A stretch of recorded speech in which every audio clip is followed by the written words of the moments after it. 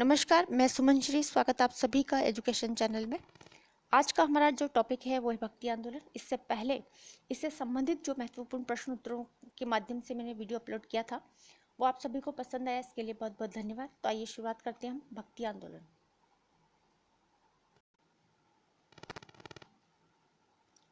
सबसे पहले हम बात करेंगे रजब जी। इनका जन्म कब हुआ, कहाँ हुआ और इनके गुरु कौन थे और इनके कुछ महत्वपूर्ण कथनों को हम यहाँ देखेंगे। तो सबसे पहले बात करेंगे इनके जन्म की कब और कहाँ हुआ। तो 1576 में रजब जी का जो जन्म है वो हुआ है सांगानेर, राजस्थान के हैं ये रजब जी। और इनका जो जन्म है वो है 1576 का। इसी तरह से अगला जो प्रश्न है वो है रजब जी के गुरु। इनके गुरु कौन थे? तो दादू दयाल इनके गुरु हैं, या यूं कह लीजिए कि जो रजब जी हैं वो दादू दयाल के क्या हैं, शिष्य हैं। अगला जो प्रश्न है कि यह कथन है किसका कि यह संसार वेद है, यह सृष्टि कुरान है। यह जो प्रसिद्ध कोटेशन है वो किसका है, किसने कहा है? तो वो है रजब जी। प्रश्न इस तरह से भी बन सकता है कि यह संसार वेद है, यह सृष्टि कुरान है। यह कथन संबंधित है कौन से संत से? तो वो है रजब जी। आगे हम बात करने वाले हैं मलुकदास जी। मलुकदास जी के बारे में बात करेंगे। इनका जन्म कब हुआ, कहाँ हुआ, किस जाति के थे, क्या इनका काम था, उनके बारे में। सबसे पहले हम इनके जन्म की बात करते हैं। 1574 कड़ा गांव इलाहाबाद में इनका जन्म है और इनकी मृत्यु है 1682। तो मलुकदास जी का जो जन्म है 1574 का और मृत्यु है 1682। अब हम बात करें किस जाति के थे। तो मलुकदास जी की जो जाति है वो खत्री है और इनका जो कार्य था वो कंबल बेचने का काम ये करते थे। इनके पिता जो हैं, इनके पिता का नाम क्या है? तो वो हैं सुंदरदास खत्री। मलुकदास जी किस मुगल बादशाह के समकालीन थे? तो वो है औरंगजेब। जैसा कि मैंने बताया, कोई भी संत है किस के शासनकाल में आए हैं और वहाँ पर किसका शासन था, तो ये सबसे ज़्यादा इम्पोर्टेंट प्रश्न जो है वो बन जाते हैं। तो मलुकदास जी किस मुगल बादशाह के समकालीन है? तो वो है औरंगजेब। अगला जो प्रश्न है वो भी बहुत इंपॉर्टेंट प्रश्न है। इनका जो मूल मंत्र है कि यह मूल मंत्र जो है किसका है, किसने दिया है और ये जो पंक्तियाँ लिखी हैं वो किसने लिखी हैं? तो इनका जो मूल मंत्र है वो है अजगर करे ना चाकरी, पंछी करे ना काम, डैश डैश सबके दाता राम। तो वो जो प्रसिद्ध मूल मंत्र दिया है जीवन का वो है मलुकदास जी। तो इनकी जो है यह पंक्तियां हैं, तो आप याद रखें मलुकदास जी। और इनके जन्म के बारे में हमने बात की कि 1574 में इनका जन्म, 1682 में इनकी मृत्यु हुई है। कड़ा नामक गांव में इनका जन्म है, इलाहाबाद। तो ये याद रखें आप। और जाति है और इनके जो महत्वपूर्ण कथन थे उनको हमने यहाँ देखा। और अगला जो प्रश्न है वो भी बहुत अच्छा प्रश्न है कि मलुकदास जी की कविता में किस शैली का प्रयोग मिलता है। बहुत ही अच्छा प्रश्न और इम्पोर्टेंट प्रश्न है। तो इनकी कविता में जो शैली का प्रयोग मिलता है तो वो है आख्यान शैली। याद रखें आप, आख्यान शैली में इनकी कविताएं, इनकी कविताओं की शैली है। तो वो, या फिर प्रश्न ऐसे भी बन सकता है कि आख्यान शैली कविता में जो कविता है वो किस शैली की है, किसकी है? तो वो है मलुकदास जी की। तो ऐसे प्रश्न जो हैं वो बन जाते हैं। अब हम बात करेंगे इनके ग्रंथों की। कौन कौन से जो ग्रंथ हैं वो मलुकदास जी के हैं। तो सबसे पहले है भक्ति विवेक, सुख सागर, राम अवतार लीला, ध्रुव चरित्र, ब्रज लीला, राम रतन खान है, ज्ञान बोध और ज्ञान परुच्छी। तो ये कुछ महत्वपूर्ण जो ग्रंथ हैं वो मलुकदास जी के हैं। एक बार मैं फिर से बता दूं कि भक्ति विवेक है, ध्रुव चरित्र, ब्रज लीला मलुकदास जी के हैं, सुख सागर, रत्न खान और ज्ञान बोध ये भी मलुकदास जी का है, राम अवतार लीला और ज्ञान परोक्षी ये भी मलुकदास जी के महत्वपूर्ण ग्रंथ हैं। अब हम कुछ महत्वपूर्ण कथन देख लेते हैं जो बिल्कुल कहने का मतलब है कि बिल्कुल सार है मलुकदास जी के बारे में। सारे के सारे जो कथन हैं वो मैंने सही लिखे हैं। जैसे कि मिलान करने वाले जो प्रश्न होते हैं वो होते हैं, एक सत्य कथन या असत्य कथन वाले होते हैं। तो यहाँ पर मलुकदास जी के बारे में बताना है कि वे कबीर के अनुयायियों में से एक थे, पहला जो है वो है। और दूसरा जो है कबीर की भांति ग्रस्त रहते हुए भी इन्होंने भक्ति की थी, बिल्कुल सही बात है। और मलुकदास जी का ये मानना था कि राम और रहीम एक ही ईश्वर के दो नाम है। इन्होंने अपना सारा जीवन भ्रमण और सत्संग में बिताया था, बिल्कुल सही है। और मूर्ति पूजा के कट्टर विरोधी हैं और हिंदू मुस्लिम समन्वय के ये क्या है, समर्थक थे। तो जितने भी हमने अभी तक जितने भी आपने भक्ति आंदोलन से संबंधित जो महत्वपूर्ण संत हैं देखे, उनका सबका जो एक ही है कि ईश्वर एक है, चाहे नाम कुछ भी हो, उनका नाम अलग अलग हो। दूसरी बात, प्रत्येक जो संत है उन्होंने विरोध किया है मूर्ति पूजा का।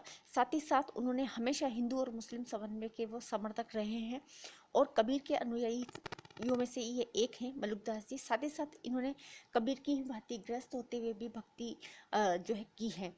ऐसा नहीं है कि जिन्होंने ग्रस्त जीवन को अपना लिया है तो वे जो है भगवान की भक्ति नहीं कर सकते, ऐसा इन्होंने नहीं किया है। तो ये सारा का सारा जो हम सार पढ़े हैं वो मलुकदास जी के बारे में ही पढ़े हैं, उनका ये पूरा सार है। और यहाँ से हम बात करेंगे सुंदरदास जी। सुंदरदास जी के बारे में बात करेंगे, इनका जन्म और इनके गुरु कौन थे और बहुत सी जो बातें हैं इनके बारे में हम जानकारी लेंगे और इनके कुछ महत्वपूर्ण ग्रंथ देखेंगे। तो सबसे पहले हम देखते हैं कि इनका जन्म कब और कहाँ हुआ है। 1596 या 97 में इनका जन्म हुआ है। देखिए, मैंने आपको पहले भी बताया था कि इनके जन्म की और मृत्यु की जो तारीख है वो बड़ी कन्फ्यूज़न वाली होती है, विवादास्पद होती है। अलग अलग जो लेखक हैं, राइटर हैं, वो अपने हिसाब से इनको लिखते हैं। तो आप देख लेना अपने हिसाब से, जो भी आपको ऑथेंटिक लगे और क्या मानता है आरपीएससी विभाग, वो आप ज़रूर देख लें। तो यहाँ पर हम बात करें सुंदरदास जी, जन्म इनका 1596 या 97 में है। जो है जयपुर की जो प्राचीन राजधानी है धौसा नामक स्थान पर इनका जन्म हुआ है। राजस्थान से ये संबंधित है और जयपुर में इनका जन्म है। तो सुंदरदास जी के बारे में बात कर रहे हैं। और अब हम बात करने वाले हैं इनके गुरु, यानी कि सुंदरदास जी के जो गुरु हैं वो कौन हैं, तो वो है दादू दयाल। अगला जो प्रश्न है वो देखते हैं कि सुंदरदास जी किस वर्ष की अवस्था में दादू के शिष्य जो थे वो हो गए थे, यानी कि इन्होंने जब इनकी शिष्यता ग्रहण की थी दादू जी की, तो इनकी जो उम्र है वो क्या रही होगी। तो ये भी एक अच्छा प्रश्न बन जाता है। कई बार इससे जो प्रश्न है वो बनते हैं कि कौन सी अवस्था में इन्होंने ग्रहण किया या शिक्षा प्राप्त करने के लिए कहीं चले गए थे, तो इम्पोर्टेंट प्रश्न बनता है।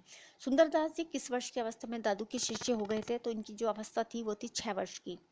इसी तरह से अगला जो प्रश्न है कि सुंदरदास दादू की मृत्यु के बाद किस संत के साथ में 10 वर्ष की आयु में काशी चले गए थे। तो जो संत थे जिनके साथ में ये गए थे वो संत, उन संत का जो नाम है वो है जग जीवन। देखिए, यहाँ पर बहुत सारे जो प्रश्न हैं, यानी एक दो प्रश्न मैंने हर एक प्रश्न के अंदर बनाया हुआ है ताकि आपको उसके भी आंसर मिले। जैसे कि जब दादू की मृत्यु हो गई थी तो किस संत के साथ, उनकी उम्र क्या रही होगी, 10 वर्ष। तो 10 वर्ष की उम्र में चले गए थे कहाँ पर, काशी। तो काशी चले गए थे, लेकिन किस संत के साथ गए थे, तो वो है जगजीवन। इनके साथ ये गए थे। 6 वर्ष की अवस्था में ये दादू के शिष्य बन गए थे। जब दादू दयाल जी की मृत्यु हो गई थी तो वे काशी चले गए थे। तो इनकी उम्र थी 10 वर्ष और वे संत जिनके साथ ये गए थे उनका नाम है जगजीवन। इंपॉर्टेंट प्रश्न है। इसी तरह से सुंदरदास निर्गुण संत कवियों में सर्वाधिक थे। तो ये सुशिक्षित थे, बहुत ज़्यादा सुशिक्षित व्यक्ति हैं। इनको शास्त्रों का ज्ञान था सुंदरदास जी को। और अगर बात करें सगुण और निर्गुण कवियों की, अगर हम बात करें तो सुंदरदास जी निर्गुण संत कवियों में सर्वाधिक सुशिक्षित या यूँ कह लीजिए पढ़े लिखे व्यक्ति थे। तो ये आपको पता चला कि निर्गुण संत और सगुण संत, जैसा कि अक्सर जो एग्जाम में प्रश्न है कन्फ्यूजन वाले होते हैं, तो ये आप याद रखें। अगला जो प्रश्न है वो है इनकी सर्वाधिक प्रसिद्ध रचना, यानी कि सुंदरदास जी की जो सर्वाधिक प्रसिद्ध रचना है वो है सुंदर विलास। तो ऐसे जो प्रश्न है वो भी बन जाते हैं, इनकी प्रसिद्ध रचना कौन सी है और इन सर्वाधिक पढ़े लिखे ये व्यक्ति हैं। इसके अलावा अब यहाँ पर एक प्रश्न ऐसे भी बन सकता है कि किसका जन्म राजस्थान में एक बनिया के घर में हुआ जो कवि और संत दोनों थे। प्रश्न इस तरह से भी बन सकता है, सिर्फ भाषा हमने चेंज कर दी। तो राजस्थान से संबंधित हैं सुंदरदास जी। इनका जो जन्म था एक बनिया के घर में हुआ था और संत भी हैं कवि भी हैं, दोनों ही हैं। तो ऐसे कौन से व्यक्ति हैं, तो वो हैं सुंदरदास जी। अच्छा प्रश्न। और ऐसे जो प्रश्न हैं वो याद रखना बहुत मुश्किल होता है कि सब जो है वो संत भी हैं, कवि भी हैं। कौन से ऐसे संत हुए हैं जो राजस्थान से संबंधित है, जिनका जन्म राजस्थान में हुआ है, तो ये प्रश्न बनते हैं। अब यहाँ से हम बात करने वाले हैं चैतन्य महाप्रभु। चैतन्य जी के बारे में बात करेंगे और इनका जन्म कब हुआ है, कहाँ हुआ है, उसके बारे में। तो चैतन्य महाप्रभु का जो जन्म है वो 1486 ईस्वी में बंगाल के नदिया नामक गांव में हुआ है। ब्राह्मण परिवार में इनका जन्म है 1486 में, और इनकी जो मृत्यु हुई है वो है 1533 ईस्वी में पुरी, यहाँ पर इनकी मृत्यु हुई है। अब हम बात करते हैं इनके बचपन का नाम और मूल नाम जो था वो इनका क्या था। तो बचपन का नाम था इनका मीमाई है, और जो इनका कहें अपना मूल नाम क्या है तो वो है विशंभर। ये इनका मूल नाम कह सकते हैं, बचपन का नाम और मूल नाम तो दोनों अलग अलग हैं। चैतन्य जी के बचपन का नाम है मीमाई और जो मूल नाम है वो है विशंभर, ये याद रखें। अब हम बात करेंगे इनके माता और पिता की। माता और पिता कौन है? तो माता हैं शची और जो पिता हैं इनके जगन्नाथ मिश्र हैं। और अगला जो प्रश्न है यहाँ से वो इम्पोर्टेंट प्रश्न है कि किसे बंगाल में वैष्णव धर्म का संस्थापक माना जाता है, तो वो है चैतन्य। बंगाल में वैष्णव धर्म का संस्थापक जो माना जाता है वो माने जाते हैं चैतन्य को। इनका जन्म बंगाल के नदिया नामक ग्राम में हुआ है, ब्राह्मण परिवार में इनका जन्म है। और ये जो चैतन्य महाप्रभु हैं वही वैष्णव धर्म का संस्थापक माने गए हैं बंगाल में। इसी तरह से चैतन्य ने सगुण भक्ति मार्ग का अनुसरण करते हुए किस पर विशेष बल दिया था, तो कृष्ण भक्ति पर इन्होंने विशेष बल दिया था। देखिए मैंने यहाँ लिख दिया सगुण भक्ति मार्ग का, सगुण थे ये, और कृष्ण भक्ति पर इन्होंने क्या दिया था, विशेष जोर दिया था। अगला जो प्रश्न है वो है कि चैतन्य को उच्च शिक्षा जो थी वो किसने प्रदान की थी, उनका नाम क्या है, तो वे थे पंडित गंगादास। इन्होंने इन्हें चैतन्य को उच्च शिक्षा दी थी। अगला जो प्रश्न है, जैसा कि मैंने पहले भी बताया आपको, किसी शासक के समय के होते हैं, किनका शासन होता है, या मान लीजिए कोई इन्हें संतों को अगर अपने राज्य में संरक्षण प्रदान करता है, वो वाले जो प्रश्न है वो इम्पोर्टेंट हो जाते हैं। तो यहाँ पर चैतन्य को कहाँ के शासक का संरक्षण प्राप्त हुआ था, तो वो उड़ीसा नरेश थे प्रताप रुद्र गजपति, इन्होंने इनको संरक्षण प्रदान किया था। और अगला जो प्रश्न है वो इनके दार्शनिक सिद्धांत से संबंधित है कि चैतन्य का दार्शनिक सिद्धांत किस नाम से जाना जाता है, तो वो है अचिंत्य भेदभाव। यह इनका जो दार्शनिक है वो सिद्धांत है। और अगला जो प्रश्न है वो भी अच्छा प्रश्न है कि चैतन्य असाधारण प्रतिभावान छात्र थे। जितने भी मैंने यहाँ पर प्रश्न बनाए उनमें आपको ज़रूर हिंट दी हुई है, और साथ ही साथ एक दो प्रश्नों को उसके साथ जोड़ा गया है ताकि आपको उनके बारे में ज़्यादा से ज़्यादा जानकारी मिलेगी और आप उसे पकड़ पाएंगे कि इनकी प्रत्येक जो जानकारी है वो इन प्रश्नों के माध्यम से आपको मिलेगी। तो यहाँ पर चैतन्य जो महाप्रभु है उनके बारे में बताया कि असाधारण प्रतिभावान छात्र थे और 15 वर्ष की आयु में इन्होंने संस्कृत भाषा, साहित्य और व्याकरण में दक्षता प्राप्त कर ली थी। और शिक्षा प्राप्त करने के बाद उन्हें कौन सी उपाधि प्रदान की गई थी, तो बहुत ही अच्छा प्रश्न है क्योंकि ये प्रतिभावान छात्र हैं और इन्होंने जब इनकी आयु 15 वर्ष की रही होगी तो उन्होंने संस्कृत भाषा का, साहित्य का और व्याकरण इनमें दक्षता प्राप्त कर ली थी। और उसके बाद में इन्हें कौन कौन सी जो उपाधियाँ दी थी वो प्रदान की गई थी, तो सबसे पहली उपाधि है इनकी विद्यासागर, और दूसरी जो उपाधि है वो है गौरंग महाप्रभु, तो इसीलिए इन्हें चैतन्य महाप्रभु भी कहा जाता है। तो ये इनकी क्या है, उपाधि है। अगला जो प्रश्न है अच्छा प्रश्न है कि चैतन्य को सन्यास की दीक्षा व श्री कृष्ण चैतन्य जो नाम है वो किस सन्यासी के द्वारा दिया गया था, तो चैतन्य को सन्यास की दीक्षा भी दी थी, साथ ही साथ इनको श्री कृष्ण चैतन्य, क्योंकि इन्होंने जैसा कि मैंने पहले बताया कृष्ण भक्ति पर जो कृष्ण भक्ति करने पर इन्होंने क्या किया था, जोर दिया था, साथ ही साथ ये सगुण भक्ति के उपासक भी थे। तो इसीलिए इन्हें जो नाम दिया गया था श्री कृष्ण चैतन्य, ये किस सन्यासी के द्वारा दिया गया था, तो वो है केशव भारती। 1510 ईस्वी की बात है ये। तो चैतन्य को सन्यास की दीक्षा केशव भारती ने दी थी और साथ ही साथ इनको जो नाम दिया था वो श्री कृष्ण चैतन्य इन्होंने दिया था, केशव भारती ने। अगला जो प्रश्न है वो भी अच्छा प्रश्न है कि चैतन्य के द्वारा नदियाँ छोड़ करके कहाँ चले गए थे, जहाँ उन्होंने अधिकांश समय अपना व्यतीत किया था, तो वो है पुरी, उड़ीसा, और यहीं पर इनकी मृत्यु होगी बाद में।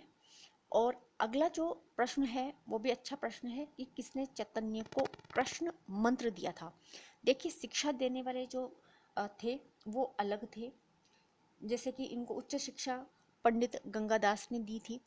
और अगर मैं उपाधि की बात करूं तो विद्यासागर और गौरांग महाप्रभु हैं, और चैतन्य को संन्यास की जो दीक्षा दी थी वो केशव भारती ने दी थी।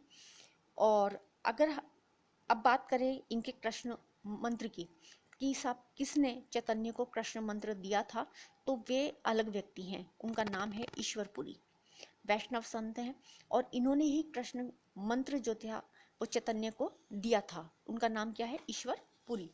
अच्छा प्रश्न है। और अब हम बात करेंगे यहाँ पर किस संप्रदाय की इन्होंने स्थापना की थी, और उनके जो संप्रदाय था उसका नाम क्या है। तो चैतन्य किस संप्रदाय की स्थापना की थी, तो वो है महागौड़ीय संप्रदाय या अचिंत्य भेदाभेद संप्रदाय। इसकी स्थापना जो की थी वो चैतन्य महाप्रभु ने की थी। या फिर प्रश्न इस तरह से बन सकता है कि महागौड़ीय संप्रदाय या अचिंत्य भेदाभेद संप्रदाय किससे संबंधित है, तो वो है चैतन्य महाप्रभु से। अगला जो प्रश्न है वो भी अच्छा प्रश्न है कि 1514 में वृंदावन यात्रा पर ये गए थे चैतन्य को बंगाल के शासक हुसैन शाह के किन ब्राह्मण मंत्रियों को इन्होंने अपना शिष्य बना लिया था। तो चैतन्य वृंदावन गए थे, और रास्ते में जो बंगाल के जो शासक थे हुसैन शाह, उनके दो ब्राह्मण मंत्रियों को भी इन्होंने अपना शिष्य बना लिया था। तो वे कौन कौन से थे? दो मंत्री थे, एक का नाम था सनातन और दूसरे का नाम था सपा। तो इन व्यक्तियों को भी चैतन्य ने क्या किया था? अपना शिष्य बना लिया था। अगला जो प्रश्न है वो भी अच्छा प्रश्न है, और ये वाला जो प्रश्न जब हमने वल्लभाचार्य जी के बारे में पढ़ा था तो वहाँ पर भी मैंने इस प्रश्न को बिल्कुल रखा था। और इम्पोर्टेंट प्रश्न ये बनता है कि चैतन्य की वृंदावन यात्रा से लौटते समय उनकी भेंट किससे हुई थी। तो चैतन्य जी जब वृंदावन की यात्रा से लौटे थे तो उनकी भेंट कहाँ हुई थी, किससे हुई थी? वल्लभाचार्य जी, इनसे इनकी भेंट होती है, और वो भेंट होती है उनकी इलाहाबाद में। वहाँ पर प्रश्न ये बनाया था कि जब वल्लभाचार्य जी जो है वृंदावन की यात्रा से लौट रहे थे या आ रहे थे, तो उनकी जो है चैतन्य से भेंट हुई थी वो कहाँ पर हुई थी? तो इलाहाबाद में इनकी भेंट हो जाती है इनसे। अगला जो प्रश्न है वो भी अच्छा प्रश्न है कि चैतन्य किस धर्म के कृष्ण मार्गी शाखा के महान प्रवर्तक हैं, तो वो है वैष्णव धर्म। अगला जो प्रश्न है कि चैतन्य ने भक्ति की किस प्रणाली की शुरुआत की थी, तो वो थी कीर्तन प्रणाली। कीर्तन करते थे, भगवान का मंत्र मुग्ध होकर के नृत्य करते थे। और चैतन्य ने अगर कहें तो चैतन्य ने जो भक्ति की किस प्रणाली की शुरुआत की थी, तो वो है कीर्तन प्रणाली को। इसी तरह से अगला जो प्रश्न है वो है बंगाल में चैतन्य इतने विख्यात हुए कि उनके अनुयायी ही उन्हें किसका जो है अवतार मानने लगे थे। तो भगवान विष्णु का और श्री कृष्ण का ये अवतार मानने लग गए थे। तो इतने विख्यात हो गए थे, इतने फेमस जो चैतन्य बंगाल में फेमस हो गए थे, और इसीलिए उनके अनुयायी ही उनको अवतार मानने लग गए थे, भगवान विष्णु का और श्री कृष्ण का ये अवतार मानने लग गए थे। अगला जो प्रश्न है उसकी ओर चलते हैं। अगला जो प्रश्न है वो भी अच्छा प्रश्न है कि किसने चैतन्य चरित्र में चैतन्य की जीवन चरित्र का वर्णन किया है। ऐसे कौन से व्यक्ति हैं जिन्होंने चैतन्य चरित्र में चैतन्य की जीवन के चरित्र का वर्णन किया है? तो वे करने वाले हैं कविराज कृष्णदास। चैतन्य चरित्र जैसा कि नाम से ही स्पष्ट है कि इसमें चैतन्य महाप्रभु का जो जीवन चरित्र है उसके बारे में वर्णन किया है, और करने वाले कौन है? कविराज कृष्णदास। इसी तरह से अगला जो प्रश्न है वो भी है कि चैतन्य प्रभु ने किस संघ की स्थापना की थी, तो वो है गोसाई संघ। गोसाई संघ किससे संबंधित है? तो वो चैतन्य महाप्रभु से संबंधित है। तो आप याद रखें इन्होंने किस संघ की स्थापना की थी, तो वो है गोसाई संघ।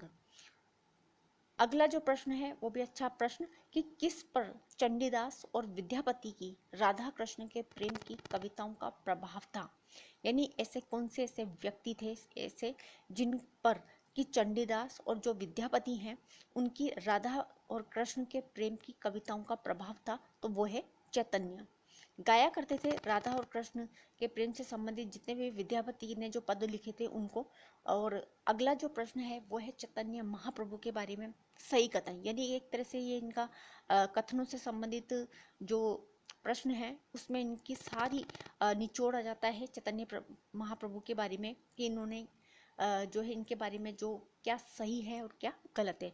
जैसे कि चैतन्य मूर्ति पूजक, अवतारवाद और कीर्तन, उपासना आदि को महत्व दिया है। तो वो मानते थे सगुण भक्ति के रूप में कृष्ण की पूजा किया करते थे। तो चैतन्य महाप्रभु ने क्या करा कि मूर्ति पूजक है, अवतारवाद भी है, यानी अवतारवाद में ये विश्वास रखते हैं, कीर्तन करते हैं और उपासना आदि को इन्होंने क्या दिया है, महत्व दिया है।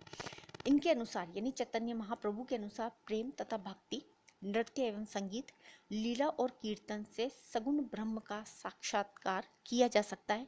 तो ये कथन भी बिल्कुल सत्य है, ये इन्होंने इस बात को माना है। अगला जो कथन है वो है कि चैतन्य द्वारा अन्य संतों की तरह ही जात पात, अनावश्यक धार्मिक कुरीतियों का इन्होंने विरोध किया है, बिल्कुल सही है। और इन्होंने कृष्ण भक्ति पर विशेष बल दिया है, तो बिल्कुल सही है। तो इस तरह से चैतन्य महाप्रभु के बारे में जितने भी जो कथन है वो बिल्कुल सारे के सारे कथन क्या है, बिल्कुल सही है। अगला जो प्रश्न है इनसे संबंधित है कि भक्ति आंदोलन, भागवत पुराण और बौद्ध धर्म की एक शाखा कौन सी थी जिनसे ये ज़्यादा प्रभावित थे। यानी कि भक्ति आंदोलन जो बंगाल में थी उसमें भागवत पुराण और बौद्ध धर्म की एक शाखा कौन सी थी जिससे कि ये ज़्यादा प्रभावित थी, तो वो है सहजयान। बौद्ध धर्म की एक शाखा का नाम है सहजयान और इससे ये जो आंदोलन था बंगाल में वो ज़्यादा प्रभावित था।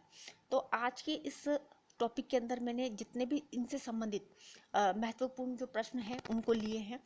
और आज के इस वीडियो के अंदर हमने पढ़े हैं रजब जी, मल्लुकदास जी, सुंदरदास जी और चैतन्य महाप्रभु से संबंधित जितने भी महत्वपूर्ण जो प्रश्न थे वो मैंने जो बनाए हैं आपके लिए सेलेक्ट किए हैं, उनको सबको मैंने कोशिश करी है बिल्कुल समेटने की। और आशा करते हैं कि आपको जो ये टॉपिक है ज़रूर पसंद आएगा। कमेंट्स करके आप ज़रूर बताएं कि आपको ये टॉपिक है वो कैसा लगा है। जब भी आप वीडियो देखें तो प्लीज़ लाइक ज़रूर करा करें, ज़्यादा से ज़्यादा वीडियो को शेयर करें अपने दोस्तों और मित्रों के साथ। साथ ही साथ आज का जो ये वीडियो था पहले जब वीडियो गया था तो शायद किसी को देखने में ज़रूर ऐसा लगा हो कि वो धुंधला है, लेकिन अभी जो जितने भी मैंने वीडियो बनाए हैं वो सारे साफ़ सुथरे हैं। तो आपको इससे दिखाई देने वाली संबंधित जो परेशानी हुई होगी वो नहीं होगी। तो ज़्यादा से ज़्यादा आप वीडियो को लाइक करेंगे, ज़्यादा से ज़्यादा आप शेयर कर दें और देखते रहें सुमन श्री एजुकेशन चैनल, सब्सक्राइब करते रहें। और वीडियो देखने के लिए आप सभी का बहुत बहुत धन्यवाद।